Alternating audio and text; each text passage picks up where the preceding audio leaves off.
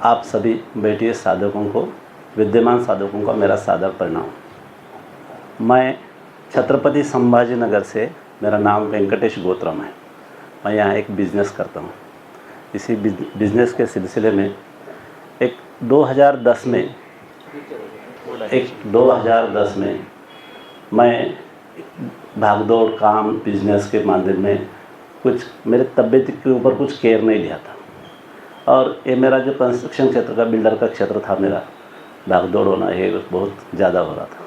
तो इस सब घटने में एक दिन डॉक्टर के पास गया मैं, तो डॉक्टर को पूछा कि भाई ये ऐसा हो रहा है, मुझे मेरा बीपी हाई हो रहा है, तकलीफ़ हो रही है सब बॉडी को। तो डॉक्टर ने बोले तुम्हारा चेकअप कराओ, तुम्हारा चेकअप करवा लो। तो मेडिकल चेकअप करने के बाद मेरे जो मेडिकल फंक्शन में जो अल्बिन नाम का वो डबल+ आ गया लिक्विड प्रोफाइल में।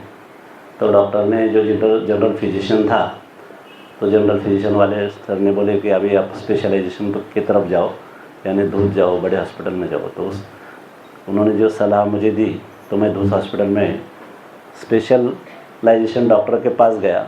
तो उन्होंने बोला डबल अल्बिन क्यों आ गया। एक उन्होंने टेस्ट करवा ली किडनी के माध्यम से।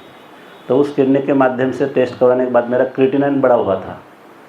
तो ये तो मैं देखा ही नहीं, मुझे मालूम भी नहीं क्रिएटिनिन क्या है, किडनी फंक्शन क्या है, ये कुछ समझ में नहीं आता। तो वो बोले आपका क्रिएटिनिन 3 हो गया है। बोले जनरली नॉर्मल 1 रहता है, 1.2 रहता है मैक्सिमम। तो बोले आपका 3 हो गया, डबल हो गया, और आपके जो लक्षण है किडनी फेल्योर की तरफ जा रहे हैं। ये सब समझ में आने के बाद मुझे तो बहुत बड़ा धक्का बैठ गया। मैं तो एक बहुत हवा में चलता था। तो ये डॉक्टर ने मैसेज देने के बाद तो मैं ठंडा गिर गया, अभी करना क्या है। ये जनवरी 2010 की घटना है। उसके बाद मैं घर पे आया, फैमिली में हमारे जो मेरे साथ में जो ट्रीटमेंट में थे, अपने ओम शांति के जो आचार्य भाई मेरे साथ में थे, तो उन्होंने बोले अभी कुछ नहीं होता आपको, आप हिम्मत से काम लो, कुछ नहीं होगा। तो मैं ये जो मेरा डॉक्टर ने दिए वाले जो टैबलेट्स है, वो मैं एक्सेप्ट करते टाइम टू टाइम टैबलेट लेना, डाइट लेना, ये कर रहा था। 2010 से 2013 तक मेरा कार्यक्रम चला। 2013 में मेरे डायलिसिस चालू हो गया, और डायलिसिस चालू होने के बाद वीकली 2 डायलिसिस होते थे। अभी डायलिसिस तो एक किडनी में डायलिसिस बोले तो एक अपने इंसान की एक लास्ट स्टेज है, और वो स्टेज में सब अभी अपने रिश्तेदार, फैमिली, घर वाले, बाहर वाले सब लोग तो यही सोचते हैं कि भाई अभी तो ये रास्ते में लग गया है, अभी इसका कोई सच्चा नहीं। आजू बाजू में पड़ोस वाले का डिस्कशन चलता है, अभी ये क्या, अभी कुछ नहीं रहा इनका। हमारे जो डॉक्टर लाहने साहब थे, या मेरे एक पार्टनर के रिश्तेदारों में थे, उनको मैं कांटेक्ट किया, उनका ही ट्रांसप्लांट हो वाला था। तो लाहने साहब बोले कुछ नहीं होगा, आपके जो टेस्ट करवा लो, अपन किडनी ट्रांसप्लांट कर लेंगे। बोले तो अभी किडनी देना कौन, ये फिर घर में किसकी किडनी लेना है। अब जब इंसान के ऊपर बीतता है ना, तो सब अपने साथ में कोई नहीं आता। जो आने वाला, वो जो साथ में आता है वो एक ही रहता है, वो जो माँ रहती है, जिसका बीवी सपोर्ट करती है, लेकिन उनके भी साथ में जो उनके रिलेटिव्स वाले कोई ना बात बताते कि भाई ऐसा हो जाएगा, वैसा हो जाएगा, तो वो भी डर जाते हैं। तो बाद में मैं लाने सर का थोड़ा गाइडलाइन गया, और यहाँ मेरे माता जी के ट्रीटमेंट चालू कर दिया। घर में मैं सबको पूछा, लड़के को तो नहीं दे सकता है, अभी तो ये है, अभी उसका तो रूटीन चालू है, सब छोटा है। तो पिताजी भी एजेड थे, तो माता जी बोली मैं दे देते। तो माता जी के ट्रीटमेंट चालू हो गए चेकअप के, यहाँ औरंगाबाद में। पहले दूध में टेस्ट किए, दूध वाले बोले किडनी मैच नहीं होती। उसके बाद ये अपना जो हेगड़ेवार में टेस्ट किया, हेगड़ेवार भी नहीं मैच होता। बोला कमल नयन बजाज में गए, कमल नयन बजाज भी नहीं मैच होता। बोले अभी क्या करना है, तो सब ये हो गया। तो मैं अभी डर के मारे थोड़ा इधर उधर का गाइडलाइन करा। अभी माँ तो ख़त्म हो ही देने के लिए, एक माँ ही थी, तो दूसरा तो अभी कोई नहीं सकता। उसके बाद बहन जी को बात किया हमने, भाई बहन जी बोले तुझे एक मकान लेके देंगे, तुझे मकान नहीं तो मैं बड़ा मकान बन के दूंगा, तू दे दे। वो रेडी हो गई। उसके बाद मैं बोला भाई औरंगाबाद के ट्रीटमेंट नहीं लेंगे, अपने को एक्सेप्ट नहीं हो रहे।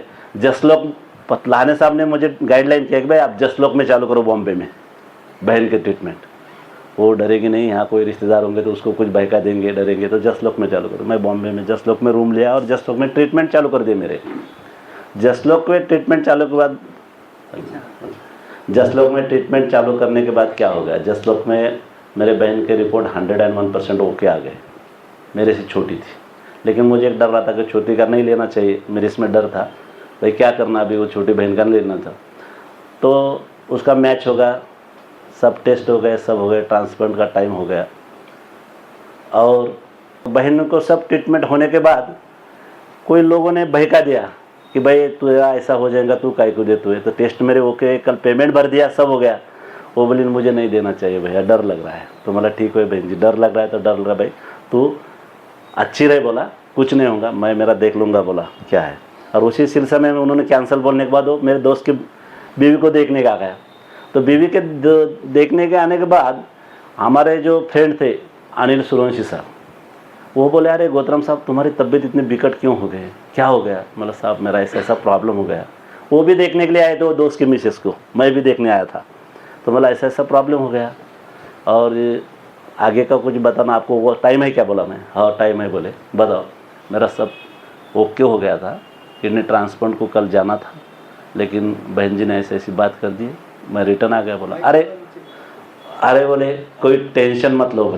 बोला क्यों, अरे अपने पास एक साधना है बोले, और ये साधना इतनी बड़ी है बोले कि दुनिया में कौन सी बीमारी होने दो, बोले कैंसर हो दो, किडनी हो दो, थायराइड हो दो, ऐसे बड़े बड़े कौन से बीमारी होने दो, ये बीमारी हमारी साधना कंप्लीट करती है। बोले आपको जुड़े रहेगा और साधना करो, बोले कोई आपको प्रॉब्लम नहीं आएगा। अभी भी मरता क्या न करता, सब रास्ते तो बंद हुए थे अपने, एक ही रास्ता चालू नहीं था अपना, ये रास्ता मिल गया। मतलब अरे यार कुछ तो भी है लाइफ में। सुरेंद्र साहब मिल गए। सुरेंद्र साहब को मुझे कहीं टाइम नहीं हो रहा है, सुरेंद्र साहब कब जाने का आपने को, वो जो साधना पढ़ाने के लिए, सीखने के लिए। सिम साहब बोले अरे N4 में एस.एन. पाटिल साहब है, बोले अपन एस.एन. पाटिल साहब के पास जाएंगे, वो महाराष्ट्र का नेतृत्व करते हैं बोले वहाँ पे, और उनको ये साधना के बारे में सब कुछ मालूम है। वो पाटिल साहब यहाँ प्रेजेंट है इस साधकों में। तो पाटिल साहब ने मुझे साधना के बारे में सारा समझाया, तो मेरा विश्वास नहीं बैठ रहा था। झाड़ पाला खा के तो इतनी बड़ी किडनी क्योर कैसे हो जाती, इतने बड़े बड़े डॉक्टर है, तज्ञ है, सब है, और ये पाटिल साहब मुझे बोल रहे कि पाला ये खाओ, जूस खाओ, ये बनाओ वो बनाओ, ये किडनी कैसे क्या रिपेयर हो जाएंगी। तो मैं समझ में लिया। तो पाटिल साहब बोले अभी एक 8-10 दिन करके लो। देखो मैं 8-10 दिन कंटिन्यूसली जो साधना करना था, जिस टाइप से अभी भाई ने बताया आप लोगों को, उसका जो रूटीन्स कैसा है क्या है, सब डिटेल्स आपको मॉर्निंग से इवनिंग तक का जो रूटीन आपको भाई साहब ने जो बताया, उसी तरह से मैं साधना कंप्लीट किया 10-15 दिन। तो मुझे थोड़ा सा जो किडनी में हो रहा था, तो डायलिसिस तो मेरे चालू थे, डायलिसिस एकदम कंप्लीट नहीं करना बोला था डॉक्टर ने, 1 डे अल्टरनेट डायलिसिस चालू थे। मैं घर पे आया, बोला आपने को बहुत बड़ा एक ही मिल गया, बोला रास्ता मिल गया। बोला घर वाले बोले कैसा है, मतलब बहुत बड़ा, अपन निकल जाएंगे बोले वहाँ से। हाँ वो किधर इधर उधर ढूंढने की, कोई डॉक्टर के पास किसके पास जाने की अपने कोई ज़रूरत नहीं। बोला अभी भगवान का रास्ता है, बोला ये भगवान की सब इसमें समझ में आ रहा है। बोला अपने को जाना है अमरावती। मैंने गाड़ी बूढ़ी, मेरे पास होंडा सिटी थी, वो गाड़ी लगा दिया, हम दोनों रेलवे का रिजर्वेशन कर दिए, पूर्णा मार्ग हम अमरावती चले गए। अभी तो मेरे दिल में ये कह रहा है कि भाई मेरे डायलिसिस है, मैं तो अमरावती चले आया। अभी डायलिसिस तो 1 डे अल्टरनेट, डॉक्टर तो बोलते 2 दिन डायलिसिस के पेशेंट रुकता नहीं, पेशेंट चले जाता है डायलिसिस ख़त्म करने के बाद, बंद करने के बाद। तो पहले दिन गोपाल शास्त्री जी ने साधना सुनाई, उन्होंने जूस लेने के लिए कहा। किडनी के पेशेंट को जूस तो खूब बहुत डेंजर है बोले, डॉक्टर बोलते जूस तो नहीं लेना, बोले आपका ब्लड यूरिया ये वो बढ़ जाता है बोले। तो बोला शास्त्री जी ने, मुझे मैं किडनी पेशेंट हूँ। पहले दिन उन्होंने सब साधना समझाई, मुझे बोले ऐसा ऐसा करो, आप डरो मत, डायलिसिस भी आपका बंद होगा, अब चालू है तो भी आप डरो मत। बोले 7 दिन में आप आपका चमत्कार देखो, आप भगवान के ऊपर विश्वास रखो, आप विश्वास रखने के बाद आपको समझ में आएगा कि साधना क्या है। ये साधना चमत्कारिक साधना है वो।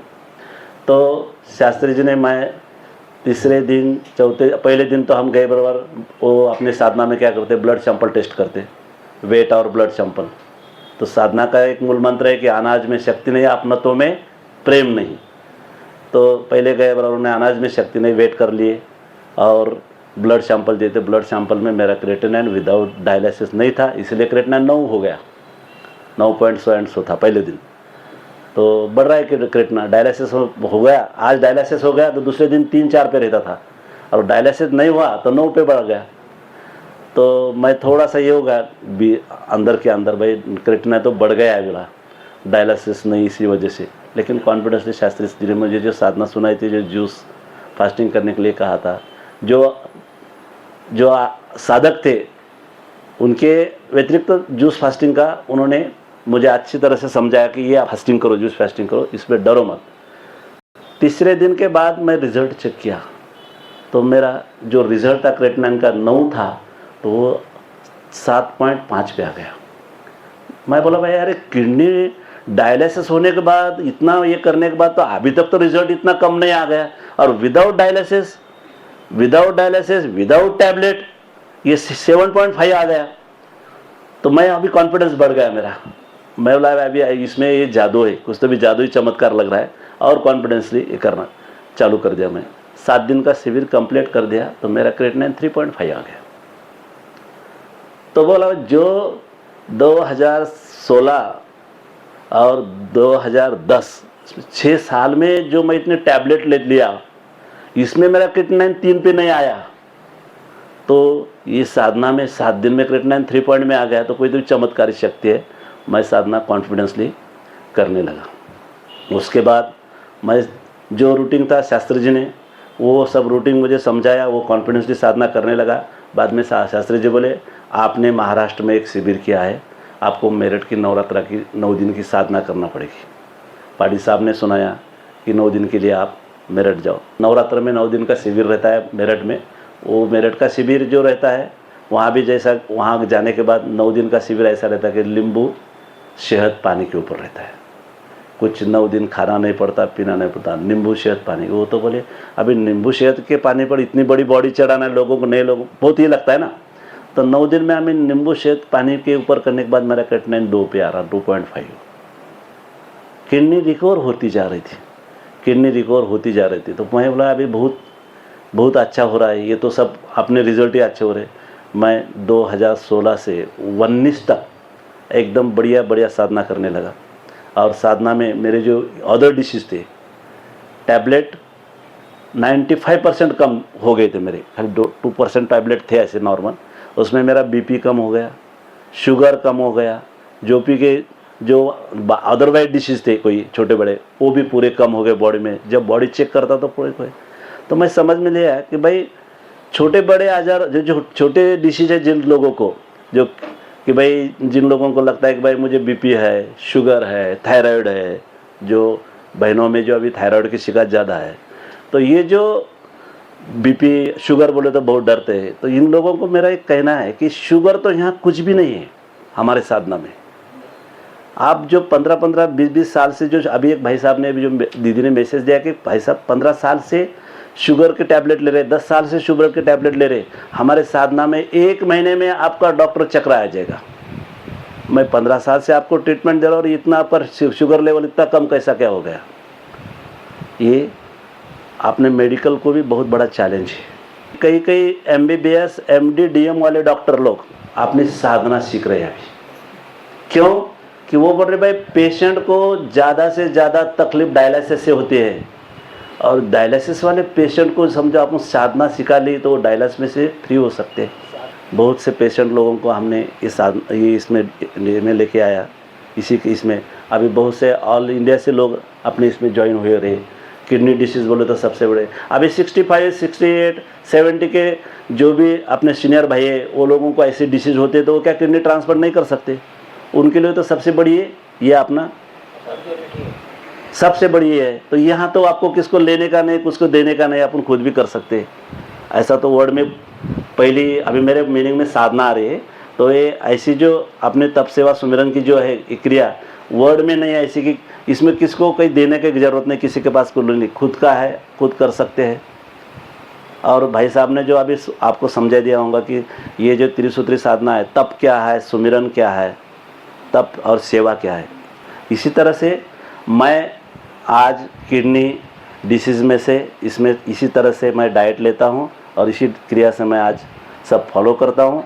और मैं और किडनी पेशेंट हो, लीवर पेशेंट हो, अदरवाइज़ कोई कैंसर पेशेंट हो, तो सबसे बड़ी तो आप जिस डिसीज से आप डरते हैं वो सबसे बड़ा कैंसर डिसीज है ना, ये डिसीज तो आपने साधना में ईजी है, सबसे ईजी। कैंसर डिसीज जो अभी सर ने बोला ना इम्यूनिटी, कैंसर डिसीज का ये साधना से अपन जो कहे, ये जो पत्ते खाते हैं ना, इतना ये पत्ते ना, इसमें क्लोरोफिल रहता है और एक क्लोरोफिल आपकी इम्यूनिटी बढ़ाता है बॉडी की, और जब आपकी इम्यूनिटी बढ़ाता है तो कैंसर सेल ऑलरेडी कम हो जाता है, उसमें कैंसर क्योर हो जाता है। इतना कैंसर जो आज मार्केट में जो डॉक्टर लोगों ने कैंसर जो किया है ना माध्यम से, वो इतना कैंसर बड़ा नहीं है।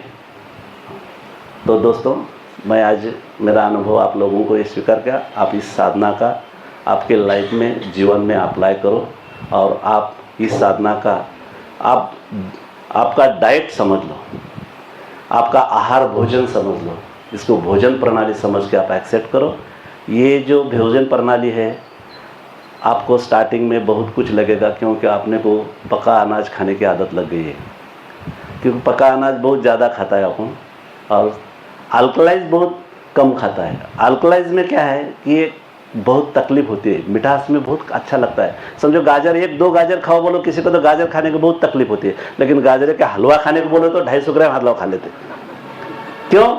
ये मिठास बना दे दिया अपने बॉडी के लिए।